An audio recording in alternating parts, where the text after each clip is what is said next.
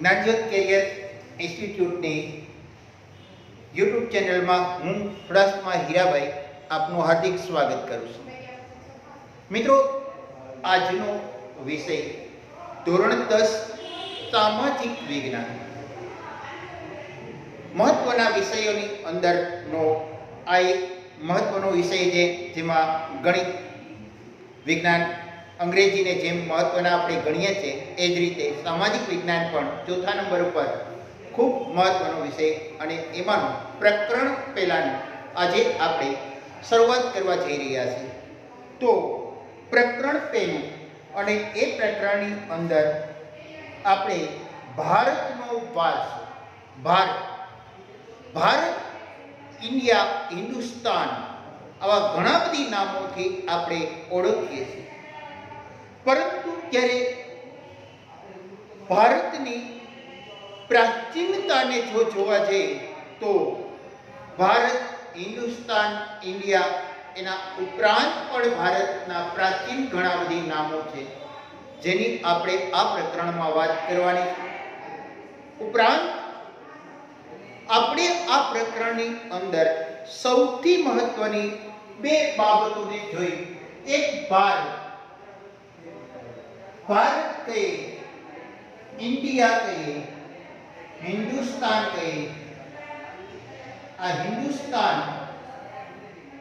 ઉપરાંત જે ભરતખંડ પણ આવો એક શબ્દ પ્રાચીન યુગની અંદર આપણે જોઈ ગયા છે. ભરતખંડ જે આપણે જોવાનું છે. ભારત વર્ષ આવું પણ એક નામ આપણે ત્યાં લેવામાં આવે છે. જમ્બુ દ્વીપ, આ શબ્દ છે એનો પણ આજે આપણે પરિચય કરવાના છે. અને આર્યાવ્રત, આ પણ આ બધા શબ્દો ખૂબ જ મહત્વના છે. આપણે ભારતનો વારસો જોઈ રહ્યા છે, એટલા માટે એ શબ્દોને યાદ કરું છું. વારસો એટલે શું? વારસો એટલે આપણે આપણા પૂર્વજો તરફથી મળેલી એક અમૂલ્ય ભેટ, જેને આપણે વારસો કહીએ. આપણે આપણા પૂર્વજો, બાપ દાદા, દાદા, પરદાદા, પરદાદા, દાદા, દાદા, એના દાદા, એના દાદા, આ જે પેઢી દર પેઢી જે તમને મને એક સારી બાબતો જે કંઈ મળી છે, એને આપણે વારસો કહીએ. તો વારસો આપણે 1 થી 7 પ્રકરણની અંદર એની વાત કરવાના છે. તો શરૂ કરીએ કે આપણું ખૂબ જ મહત્વનું પ્રકરણ, ભારતનો વારસો. ભારત પ્રાચીન સંસ્કૃતિ ધરાવતું દેશ છે. પ્રાચીન એટલે જૂનું. આ શબ્દને બરાબર સમજજો. પ્રાચીનનો મતલબ થાય જૂનું છે. આ જૂનું જે નવું નથી. અર્વાચીન અથવા આધુનિક શબ્દ જ્યારે આવે, આ બંનેનો મિનિંગ નવું થાય. આ નવું. પેલા આટલી વસ્તુ સમજવી ખૂબ મહત્વની બની જાય છે, કારણ કે પેલા તમને એ ખબર હતી પ્રાચીન એટલે શું, અર્વાચીન એટલે શું, તો તમે પ્રકરણને સમજી શકશો, પ્રકરણના હાર્દને સમજી શકશો. એટલે પહેલા હું તમને એ વર્ષ ક્લિયર કરાવી દઉં છું. તો પ્રાચીન જ્યારે આવે શબ્દ, ત્યારે એ જૂનું છે, જે વર્ષો જૂની બાબતની આપણે વાત કરી રહ્યા છીએ એવું સમજવું. અર્વાચીન કે આધુનિક આવે તો આનો મતલબ નવું છે, અત્યારનું છે, વર્તમાન છે, પ્રવર્તમાન છે, આવું સમજી શકાય. તો ભારત પ્રાચીન સંસ્કૃતિ ધરાવતો દેશ છે. પ્રાચીન એટલે જૂની સંસ્કૃતિ ધરાવતો દેશ છે. ભારતના પ્રાચીન ગ્રંથો, ભારતમાં 18 પુરાણ થઈ ગયા. એમાં એક પુરાણ જે છે જેનું નામ છે વિષ્ણુ પુરાણ. આ વિષ્ણુ પુરાણ છે એ વિષ્ણુ પુરાણમાં વિષ્ણુ ભગવાનના જે 10 અવતાર એ નું આ વિષ્ણુ પુરાણ. અને વિષ્ણુ પુરાણની અંદર એવું એક શ્લોક કહેવામાં આવ્યો છે ભારત માટે. જે શ્લોકની ઉપર એવું કહેવામાં આવ્યું કે ઉત્તર યસ્ત સમુદ્રસ્ય હિમાદ્રસેવ દક્ષિણમ વર્ષ તદ ભારત નામ ભારતી યત્ર સંતતિ. ઉત્તર યસ્ત સમુદ્રસ્ય હિમાદ્રસેવ દક્ષિણમ વર્ષ તદા ભારત નામ ભારતી યત્ર સંતતિ. અર્થાત સમુદ્રની ઉત્તરે માનો તપસ અહીંયા સમુદ્ર છે, તો આ સાગર કહીએ, સમુદ્ર કહીએ, દરિયો કહીએ, અને આ હિમાલય, આ હિમાલય કહીએ. તો આ હિમાલય તો હિમાલયની દક્ષિણે અને સાગરની ઉત્તરે આવેલા દેશનું નામ એટલે ભારત. હિમાલયની દક્ષિણે અને સાગરની સમુદ્રની ઉત્તરે આવેલા દેશનું નામ ભારત છે. ઇન્ડિયા છે, હિન્દુસ્તાન છે, ભરતખંડ છે, ભારત વર્ષ છે, જમ્મુદ્વીપ છે, આર્યાવર્ત છે. આ બધા જ નામો ભારત માટે લેવામાં આવે છે. તો શ્લોકનું ગુજરાત: ભારતની સમુદ્રની ઉત્તરે અને હિમાલયની દક્ષિણે આવેલ સ્થળનું નામ ભારત વર્ષ છે. જેના સંતાનો ભારતીય છે, જેના સંતાનો જ્યાં રહેતા લોકો જે ભારતીય છે તેમ કહેવાય છે. તમારા મારા ઘરે ક્યારે શુભ કાર્ય પ્રસંગો થાય છે ત્યારે ગુરુબાપા પેલા સંકલ્પ લેવડાવે છે. જે કાર્ય કરો છો એને સંકલ્પ લેવો ખૂબ જ મહત્વનું છે. એટલે હાથમાં પાણી લઈ અને એ સંકલ્પ લેવડાવે. જે સંકલ્પ જ્યારે લેવડાવે એ સંકલ્પ લેતી વખતે એ આવા શબ્દો બોલવામાં આવે છે.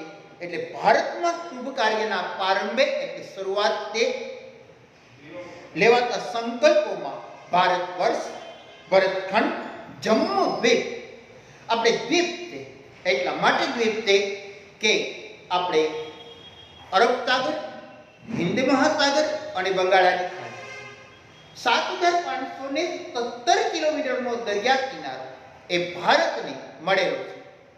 અને એમાં 1600 કિલોમીટરનો દરિયા કિનારો એકલા ગુજરાતને મળેલો છે. એટલે જમ્મુદ્વીપ કહી શકાય.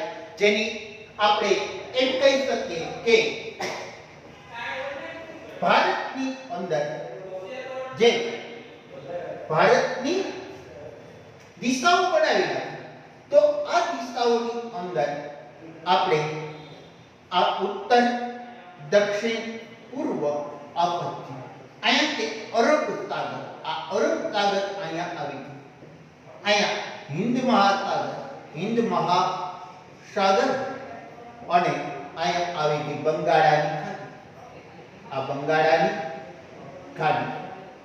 અને આટલા માટે આ જે કંઈ છે એ 7516.5 આટલો તમે 16 યાદ રાખો, કાંઈ વાંધો નહીં, 16 યાદ રાખો. તો 7516 કિલોમીટરનો દરિયા કિનારો એ ભારતનો. ભારત જ્યાં ગુજરાતની જો વાત કરવામાં આવે તો ગુજરાતની 1600 કિલોમીટરનો દરિયા કિનારો મળેલો છે. એટલા માટે આપણું એક નામ જમ્મુદ્વીપ છે. જમ્મુદ્વીપ એટલે કહી શકાય જેની ત્રણેય બાજુએ દરિયો છે એટલે આપણું નામ પડ્યું જમ્મુદ્વીપ. તો જમ્મુદ્વીપ વગેરે શબ્દોનો ઉપયોગ થાય. પૂર્વ, પશ્ચિમ અને દક્ષિણ ત્રણેય દિશાઓમાં સમુદ્ર અને ઉત્તર દિશામાં હિમાલયની ગિરિમાળાઓ એવી કુદરતી સીમાઓ ધરાવે. 2300 કિલોમીટર લાંબો, 320 થી 360 કિલોમીટર પહોળો, 8848 મીટર જેની ઊંચાઈ એવું માઉન્ટ એવરેસ્ટ આટલો આવી કુદરતી દિવાલ ધરાવતો આપણો દેશ છે.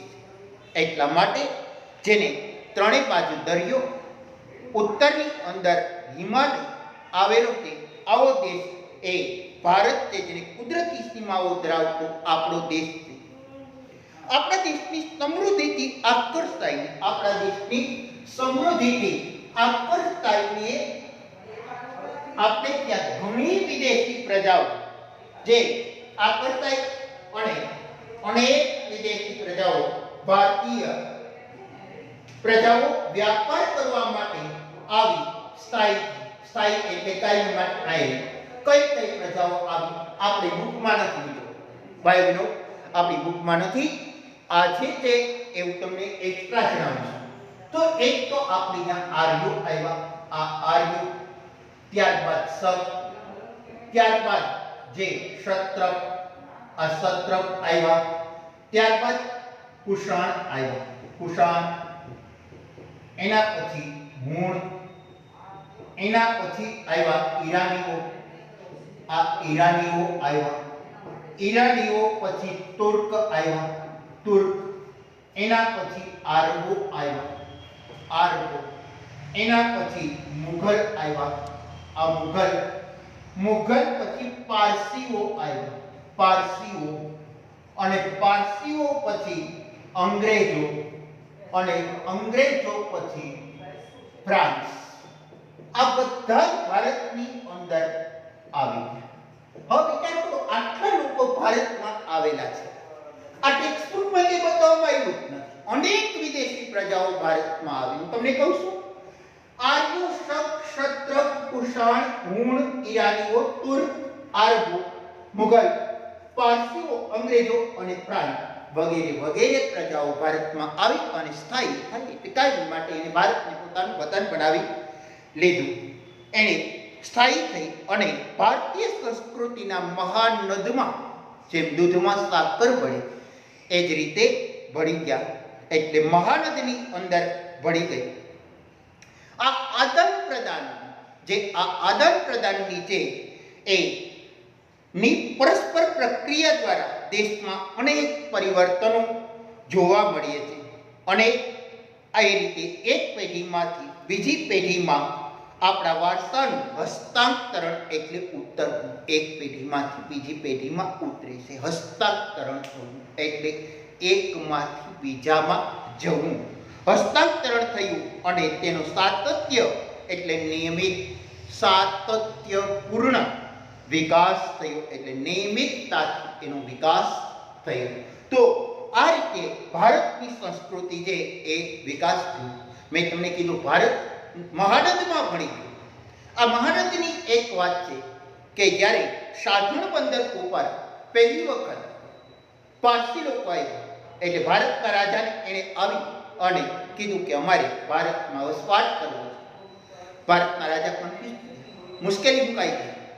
કે ભારતની અંદર આ લોકો વસવાટ કરવા માંગે છે હવે શું કરવું એટલે એણે ભારતના રાજાએ બુદ્ધિપૂર્વક જવાબ આપ્યો એણે એક દૂધનો ભરેલો ગ્લાસ મોકલાવ્યો પારસી લોકોએ દૂધની અંદર સાકર ભળી જાય એટલે સાકર નાખી અને જવાબ આપ્યો એટલે એણે કીધું તમે અમને આ દેશની અંદર રહેવા માટેની પરવાનગી આપો જે વિનંતી કરી અમે દૂધની અંદર સાકર ભળે એમ ભળી જશું આપણે મિત્રો અગાઉના ઇતિહાસની અંદર દૂધમાં સાકર ભળે એવો એક પાઠ પણ શીખી ગયા છે પછીનો પોઈન્ટ છે ભારતનું સ્થાન અને વિસ્તાર ભારતનું સ્થાન અને વિસ્તાર સ્થાન અને વિસ્તારની અંદર જે કંઈ છે એમાં આપણે જોઈએ તો ભારતનું સ્થાન છે એ હવે સ્થાન છે ને એક વિસ્તાર આ સ્થાન પહેલી વસ્તુ સ્થાન હવે દુનિયાની અંદર આપણું